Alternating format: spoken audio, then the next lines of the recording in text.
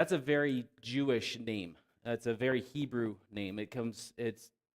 When it comes into Greek, it's not it's Simon, it's not Simeon. So a lot of the forgeries that happened in the second and third centuries that claimed to be Peter, they didn't use Simeon, they used Simon. So it's another way of validating that this is a letter that actually Peter wrote himself.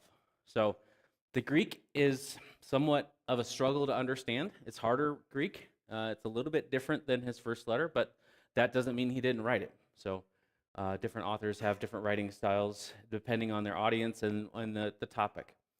As Carl has summarized, Second Peter's about a way to summarize this is, as we await Christ's return, we hold firm to the truth and grow in grace. Godly living and gospel firmness are the best antidotes to false teaching from inside and persecution from the outside. Hold fast, wait well, and grow in goodness and godliness. So, from the introduction, when Simon Peter uses the term Simon Peter, it's referring to two different aspects of his life. Simeon, comes from when he was a fisherman.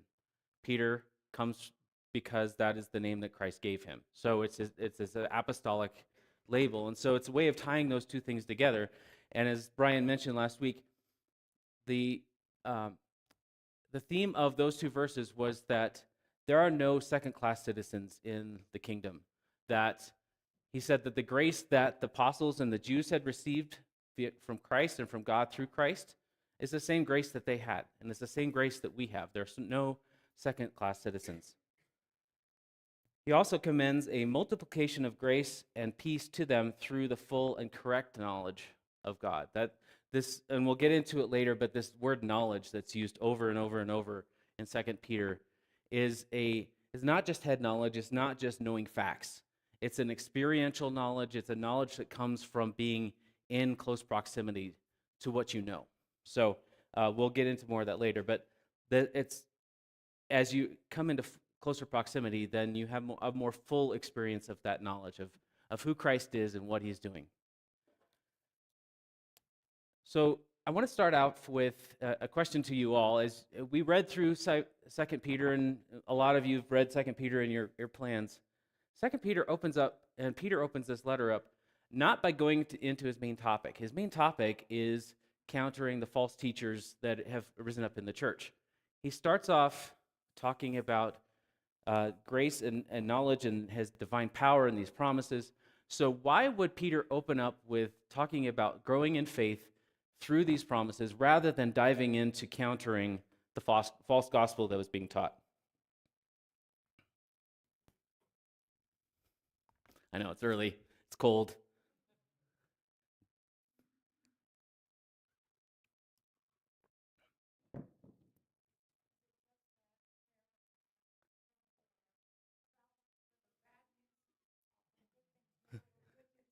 Sure, yeah, absolutely. And he's countering falsehoods, so what do we start with? Right. As I love the example of the counterfeit dollar, the counterfeit 20, counterfeit $100 bill. What do the people in the treasury, when they investigate counterfeit, what do they study? The real thing. They study the real thing over and over and over and over again. They dive deep into that because when they study the real thing and know the real thing, they easily spot what's fake. So, I also want to say that these verses are hard. These are hard to understand, and as we'll see, the translators have a hard time with these verses. They have a little hard time with the order, the grammar, the punctuation, and so if it's hard for them, we need to work with it, we need to sit with it, we need to struggle with it, and so that's what we're going to do this morning. And I'll point out at the end of verse 2, which we talked about last week, the ESV and the Net Bible have a period after verse 2, and the NASB and the New King James have a comma. So if there's a comma versus a period, periods tend to mean an end of one thought and start of new, whereas a comma is a continuation, and we'll talk more about that. So they're struggling with that. What is true is about interpretation, and there's a verse here that the Greek church, the Eastern Orthodox Church, uses to argue that we become divine beings. That Christians, the people in the church, will become divine at the end of the day. And so, as we think about these things, what we need to understand is we take what is hard and we interpret it by what is more clear. So we take what the Bible says clearly, and where there are struggles, where there's harder things to interpret, harder things to wrestle with, you take what's been made clear first and use that to interpret what's hard. And then in this, Peter's going to be using some words that he's going to be used over and over and over again. So pay attention to these, like knowledge, words like godliness and excellence or virtue. So he's going to be talking about Christ and using these words of Christ, and then he's going to be convincing us next week, we'll talk about, is adding to our faith these things that are of Christ. So pay attention to how he's using these. So, and lastly, just to be aware as we talk about this, he's going to use two words that come out of the pagan realm, but use them in a Christian context. So don't think that if the pagans are using, and you might hear this as an argument, that Peter was somehow adopting pagan ideas. It's a common argument against 2 Peter, that he has somehow adopted a Greek mentality versus a Christian mentality. That words like piety or godliness, the word translated godliness is actually piety, or piety in worship of the deity. And then excellence, virtue. The Romans were big on virtue. You had some of the great philosophers, they were all about acting in a virtuous way. Well, this virtue is a Christian virtue. It's not a pagan or Roman virtue. It's doing its own thing. So, and this morning we're going to tackle 5 different phrases. It seems that there's 5 different chunks, and so we're going to break them up and talk about each one. So, let's see. How about Nick? I'm going to pick on you. Would you read for us 2 Peter chapter 1, verses 3 and 4?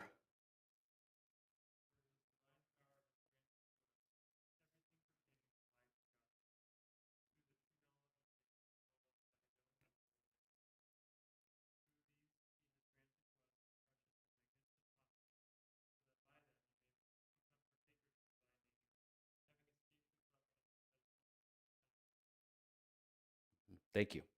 So, and I like the New American Standard. I read the ESV in my daily study. I think it's an excellent translation. But I think the NASB pulls out a couple things here that I prefer the way it words it, just because I think that that's how Peter was meaning it. So, thank you for reading it that. So we're going to be talking about how his divine power has granted to us all things that pertain to life and godliness. Then through the knowledge of him who called us by his own glory and excellence. And we'll get into that later. But the ESV says to, and that's because the RSV, the Revised Standard Version, said to rather than by. So it's something that came over from that as they updated the translations. And then by which he has granted to us his precious and very great promises, then so that through them you may become partakers in the divine nature. And this is the one that is really tricky. And so we're going to spend a little time on that. And then lastly, having escaped the corruption that is in the world because of sinful desire or lust, which also I think is a better way of understanding that. It's not a sexual term, but we'll get into what lust means. So as we look at this first half of the verse 3, his divine power is granted to us all things that pertain to life and godliness. Whose power is granting this? And this is the question that we want to start off with first. Steve, can you read 1 Corinthians 1:18 for me? Yep. And then someone else, Romans 1:20, and then 2 Peter 1:16, a third person. Just raise your hand when I get to that. So 1 Corinthians 1:18.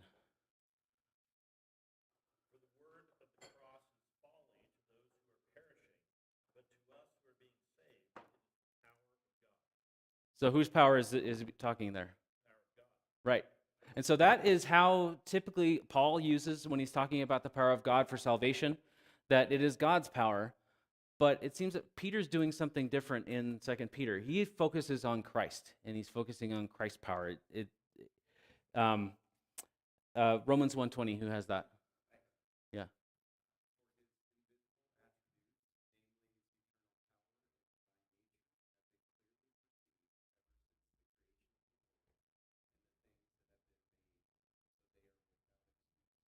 Thank you. So again, Paul talking about God's divine power has been seen throughout nature, and it has clearly been understood and perceived. So then 2 Peter 1:16, so just a few verses after this one. Who's got that?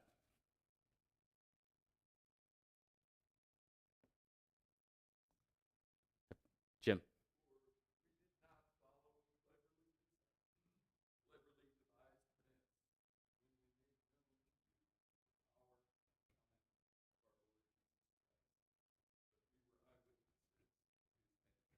Mm.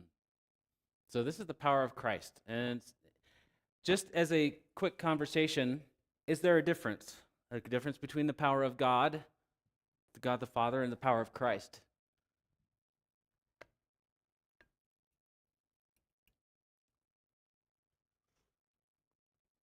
What do you think?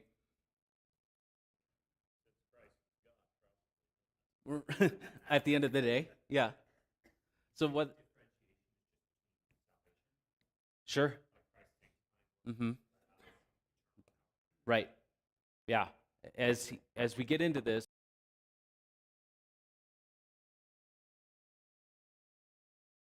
as we get into it, uh, this is Christ's work that he's doing. This Christ is demonstrating, and even in the second half of this verse, we'll see this is Christ's work. This is Christ's demonstration. This is Christ's glory. This is Christ's excellence.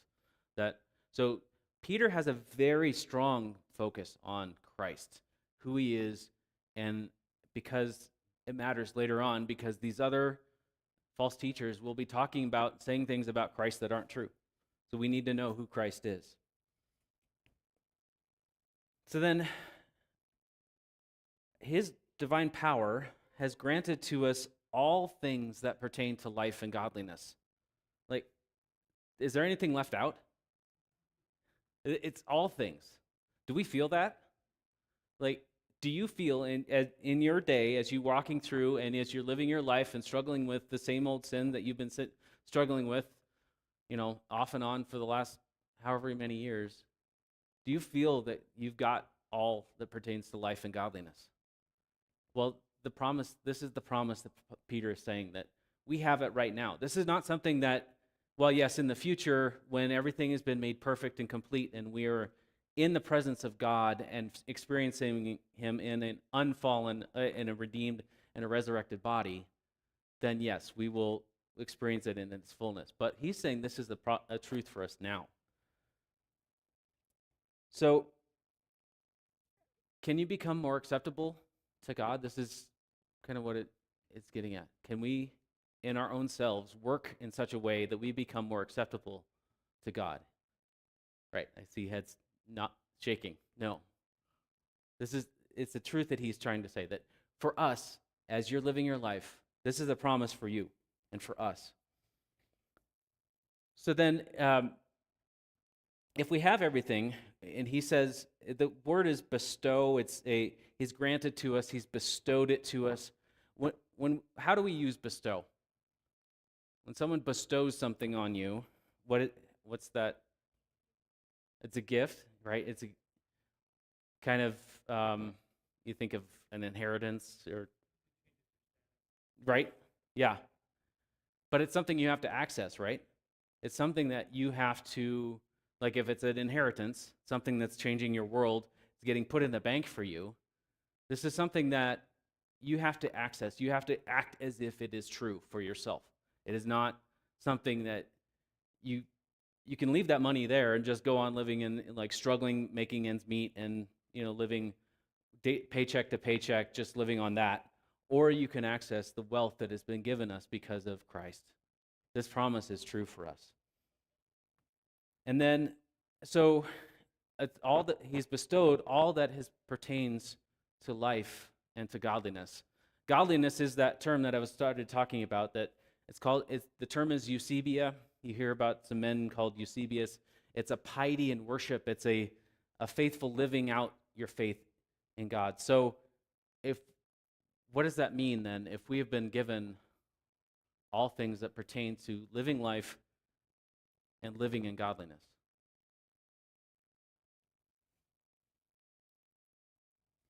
Jim.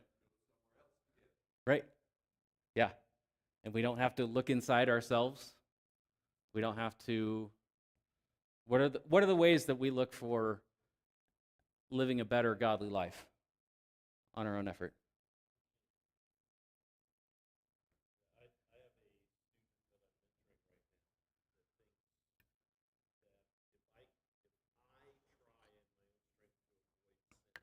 Mm-hmm. Mm,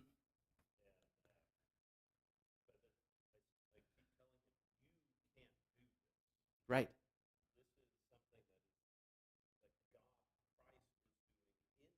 Mm-hmm.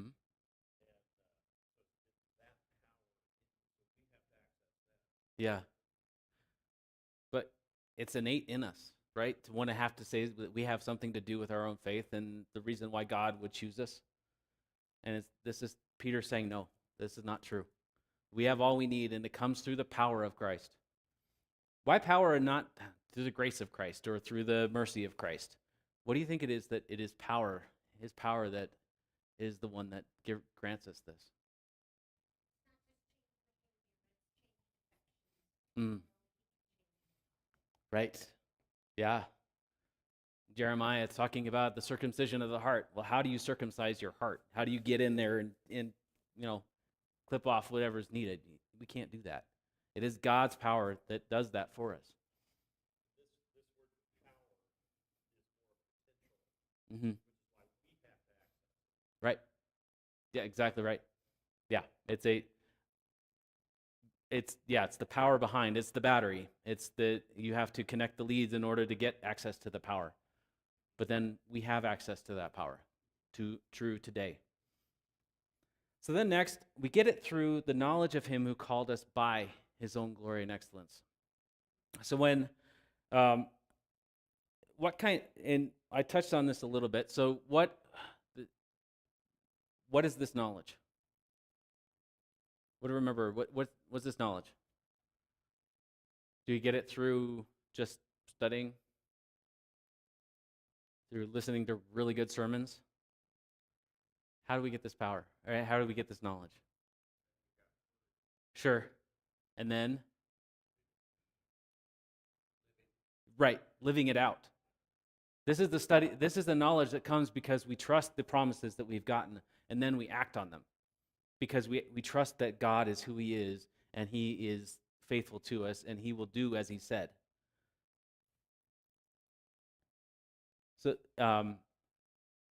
when we think about this word knowledge, I like how one of the commentators said, think of it a little bit like, think of the character of Judas. Judas was in the circle of the 12, and he experienced the knowledge, but he wasn't converted by it because he betrayed Christ, but he knew exactly who Christ was and rejected Christ.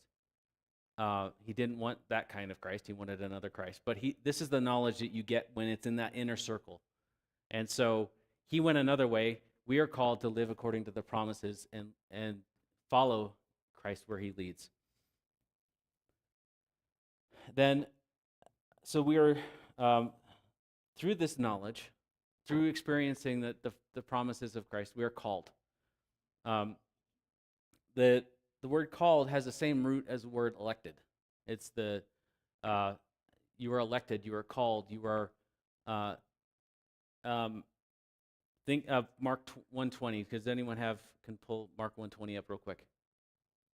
And I'm trying to focus on passages that are in Mark because Mark followed Peter, and the understanding is that Peter is the one who kind of told Mark all these details that he wrote down in his gospel. So Mark 1:20.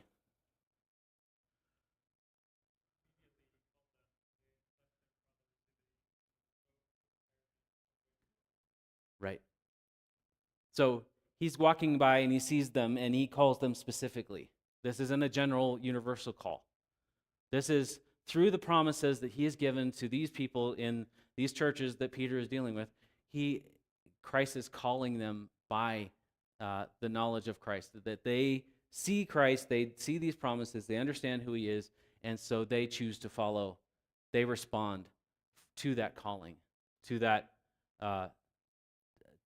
divine word that he's given them. And then he's called us by. So this, some of the I think both of the commentators that I've read, and as we said, Doug Moo, this is a really good commentary. This is the one most of the teachers are using. And then Michael Green has this other one, the 2 Peter and Jude. Both of these are really, really, really good commentaries. This one's smaller, and so it's great for even just devotional work. If you're going through 2 Peter or this whole series, in fact, is really good for just sitting in it. It's got some scholarly work, but it's really great devotional work. But they both focus on the fact that this preposition should be by, not to. Because if you're called to something, what does that do? Sure. It's, say he's called you to do something, to be something, to translate you and transform you into something, or to do this work. Where if he's called you by his glory and excellence, what does that mean? Right. So what was the glory and excellence that Christ showed? What are some of the things that Christ, as he was on this earth, how did he demonstrate his glory? There's some easy ones, and then there's some ones that may be a little bit more obscure. Exactly right. That was the very first one that comes to mind. And Peter will use that later on. The garden? Yeah. Right. Yeah. They're coming to arrest him. He says, and he responds with, I am, using that ego eimi, and they fall down. Mm-hmm. Yeah. Right. Yeah. Yep. Exactly right. What about excellence?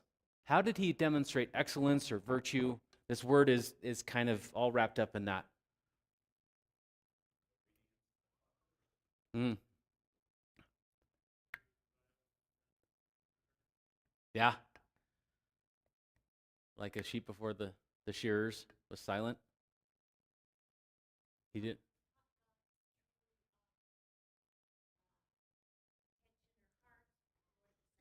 Mm-hmm. And who was the enemy in that one? Who was the religious leaders? Yeah. So those in power around him were trying to make him into one thing.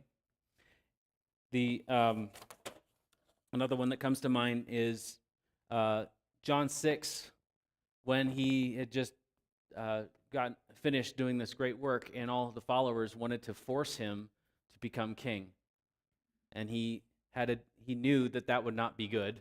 His virtue, it was his plan for us to be saved, so he did not become king then, because he was going to be made Lord over all later on through the work of the cross. So it was through the knowledge of Christ and by his glory and excellence that he granted to us his precious and very great promises. What are these promises? And think of the promises that come from the Gospels specifically. But what are some of the promises? We're no longer enemies, right? We have peace with God through him. What else? Eternal life. Yeah. Even to the thief on the cross. So today you'll be with me in paradise. If that's true for that thief, think about us who have a longer time to hear his and experience his words and the truth of it, and have the Holy Spirit working in our lives.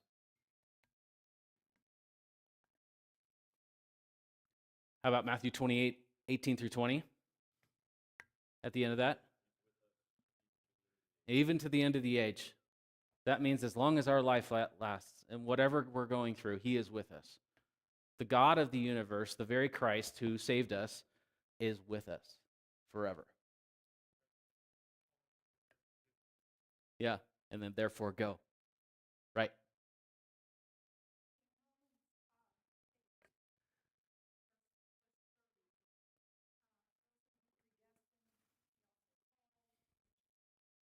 Hmm.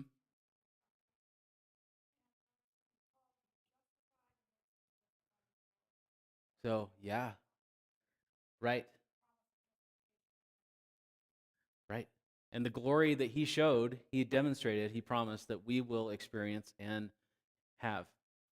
I love that C.S. Lewis talks about how if we in ourselves, in our fallen bodies, ever saw the selves that will be the resurrected selves, that we would be tempted to fall down and worship them because there's a glorious nature that we will get because of what Christ has done.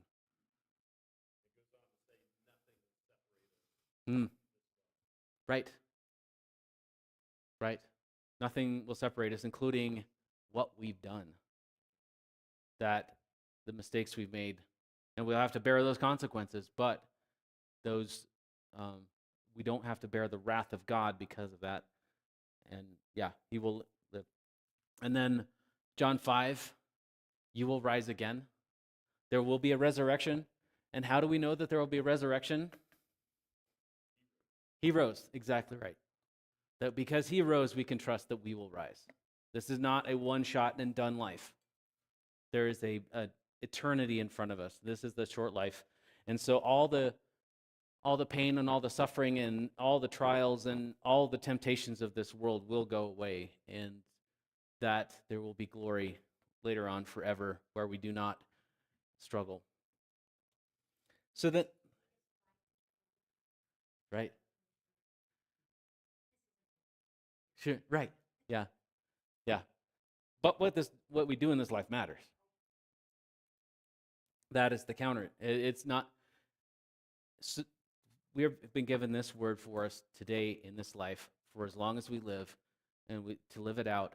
Because what happens now matters in eternity, and um, but yes, the pain, everything else, it helps us get through.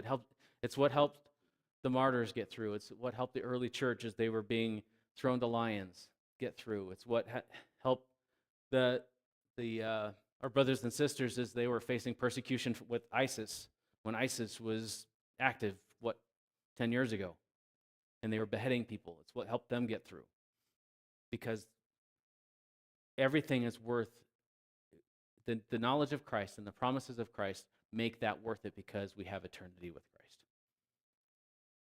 So then now we come to the middle of verse 4. So verse 4 says, by which he has promised is granted to us his precious and very great promises, so that through them you may become partakers of the divine nature. And this divine nature concept, there's a Hebrew way of thinking about it and a Greek way of thinking about it. And what the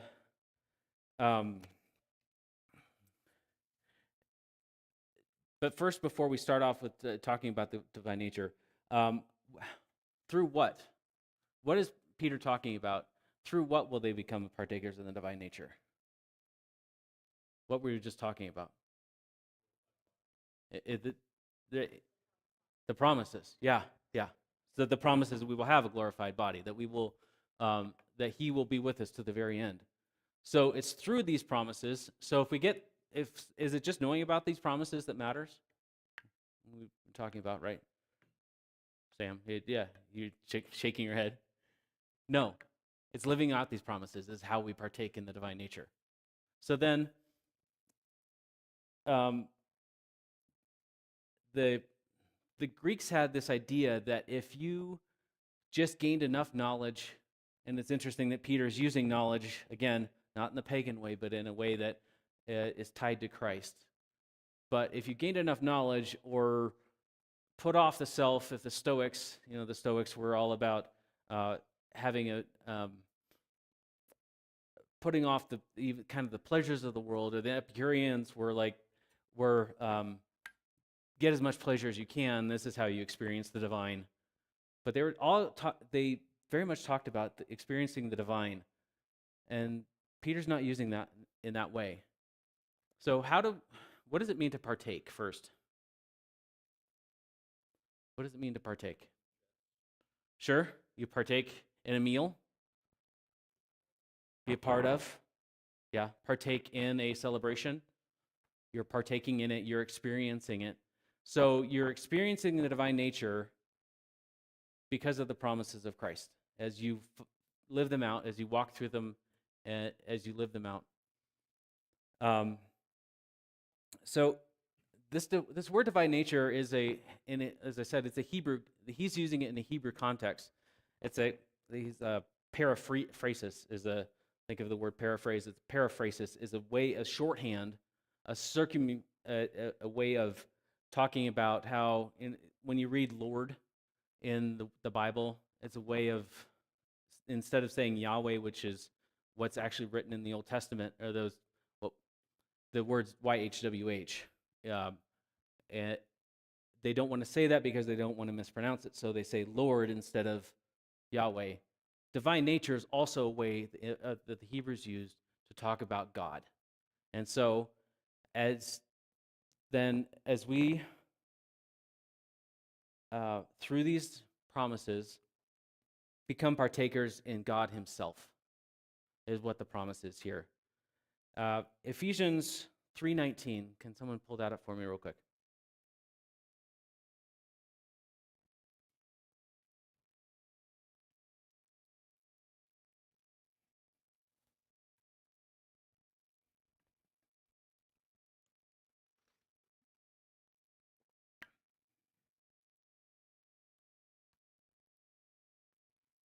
So someone just read it out. You got it.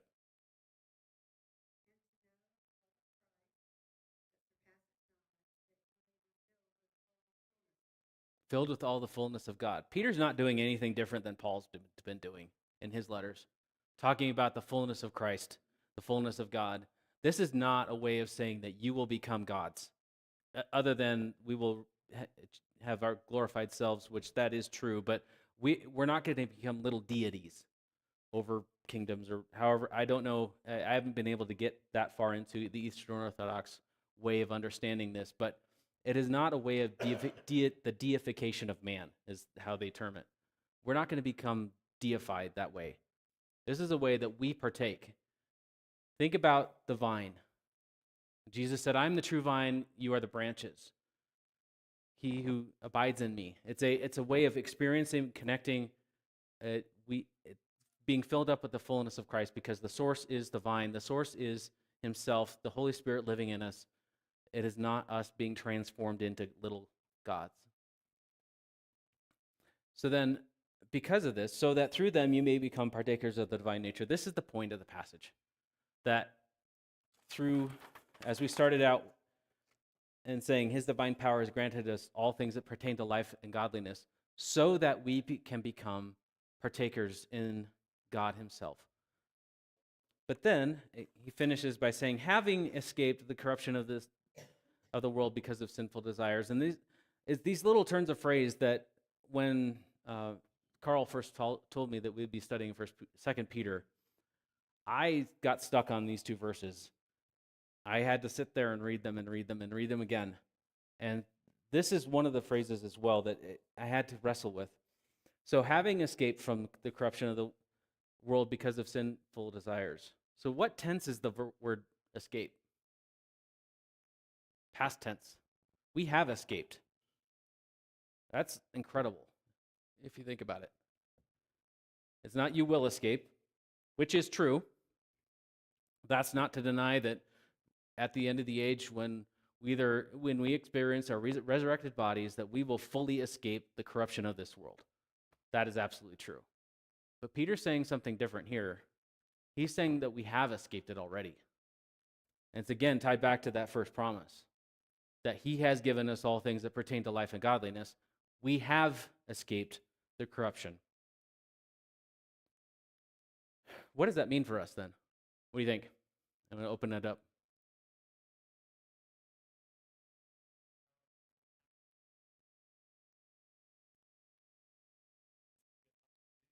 Yeah, right.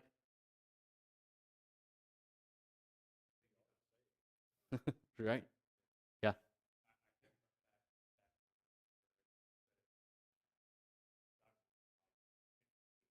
Hmm. Sure. Right.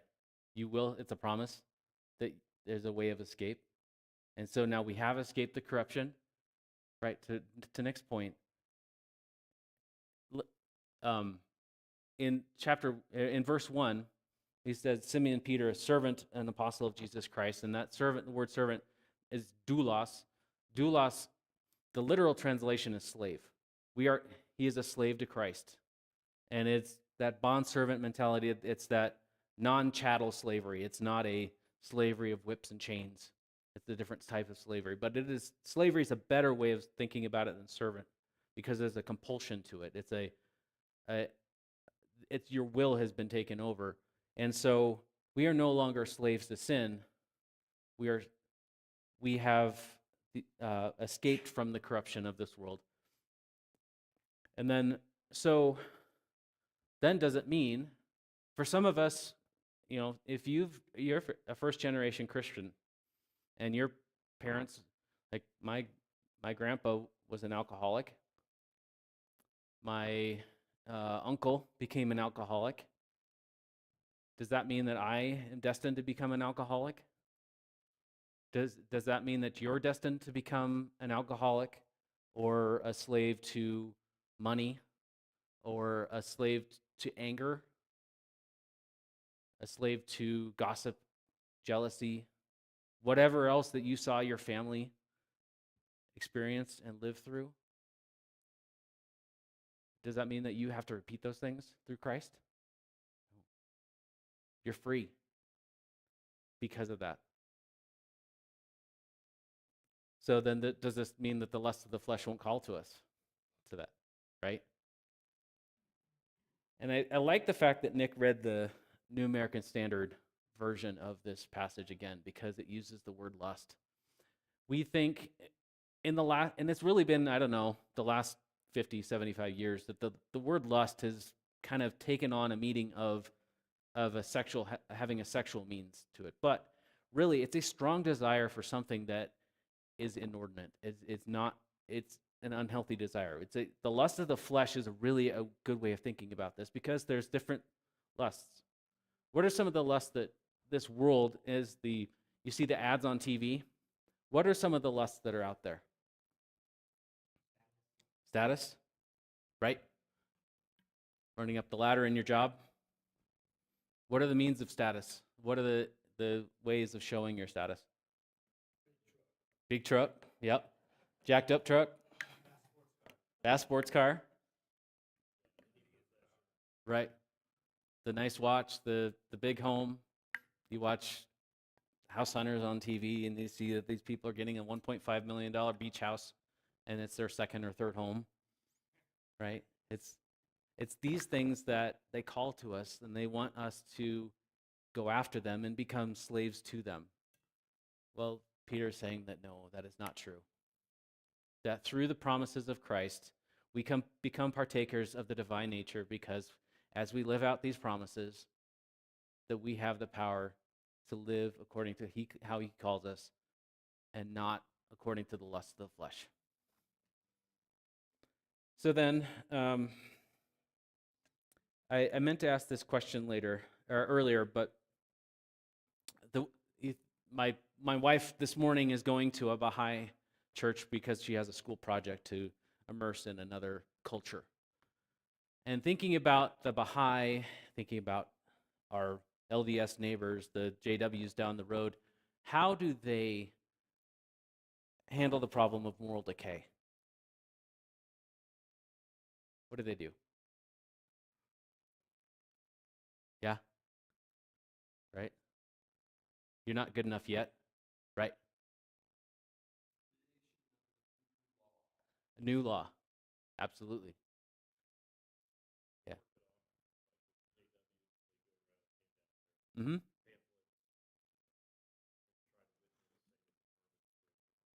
Yeah. Yeah. The Mormons, the great question to ask when you're in a dialogue with them, and it's not to be combative, it is to truly help them understand the grace that we have. But the way that they understand salvation is that we will be given grace so long as you have done all that you can do. All that you can do. So the question to ask is, have you done all that you can do? Because the answer is no, you can never do. And that's the grace that we have. The grace that we have through Christ is that Christ has done it all for us. It's all done. It's all been given to us for life and godliness. And we don't need to add to it anymore. And so next week we'll be talking about adding to our faith. So what does that mean? Well, the reason we can do that is because of the promises we've been given right now. It's all throughout the Bible, all throughout the New Testament especially, but even in the Old Testament, the prophets, they start out, when you think about Moses and God's interaction with him. It says, I am the one who called you out of Egypt. I am the one who brought you out. So therefore, live out, here are the 10 commandments. Here's my law. I've done this for you so that. It always starts with the promises. It always starts with what is true first, and then we live it out. So next week we'll be talking about that. So let me pray. Father, thank you for your promises. Thank you that they are true. Help us to understand and live them out, to act and to know that we are no longer slaves to sin, but can live toward righteousness and what you've called. In Jesus' name, amen.